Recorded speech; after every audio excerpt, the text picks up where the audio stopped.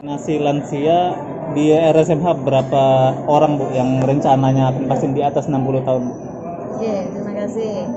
Kita punya SDM yang di atas 60 tahun sebanyak 31 orang. Ya. Namun yang bisa divaksinasi 25 orang. Yang nggak bisa itu kenapa?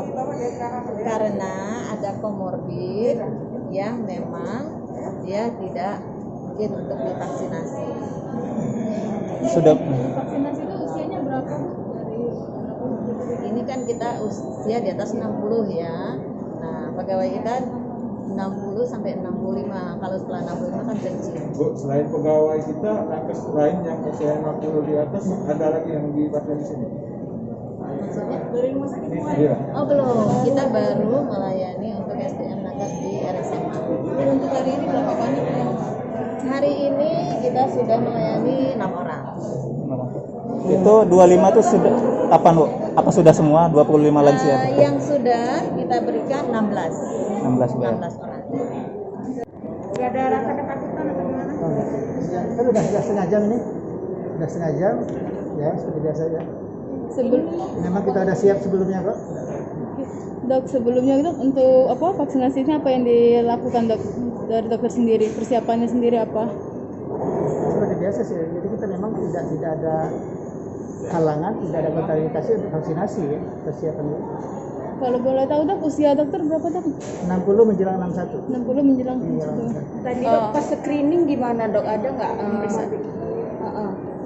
Ada isian belangku yang kita isi.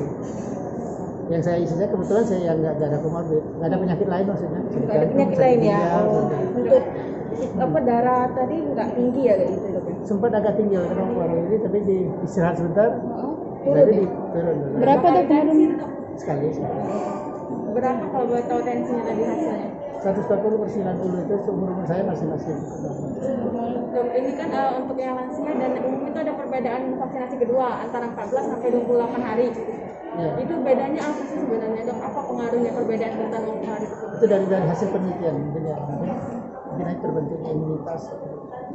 Tapi dok, gimana cara mengedukasi masyarakat? Kan sekarang banyak yang hoax katanya vaksin buat memicu meninggal, vaksin tidak baik. Gimana cara kita mengatasi? Satu, cari informasi yang terpercaya gitu.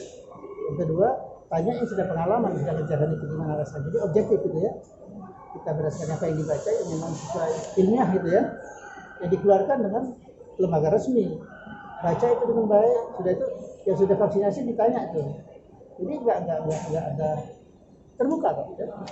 Dan itu perlindungan untuk kita ya. Jadi dengan divaksinasi upaya, kalau di agama itu ikhtiar gitu ya. Ya, ikhtiar yang maksimal, bukan sekedar ikhtiar. Dan vaksinasi itu salah satu ikhtiar kita untuk menjaga keamanan terinfeksi. Tapi dok, gimana kalau yang udah istilahnya udah divaksin kemudian timbul lagi COVID-19 ini gimana? Kan masih banyak yang kayak meragukan gitu. Nanti itu kan ada tergantung masing-masing orang. Biasanya ada dokter ahli yang bisa menjelaskan itu. Masing-masing orang berbeda-beda. Apa yang terjadi, ada yang terjadi, ada yang enggak. Oke, makasih dokter. Nama lengkap dok? Dokter Ferry. Dokter Ferry. Dokter Abadi ya, dokter. Dokter apa di sini? Dokter Ferry. Sebagai dokter atau Spesialis. Spesialis. spesialis? Spesialis SPOG. Website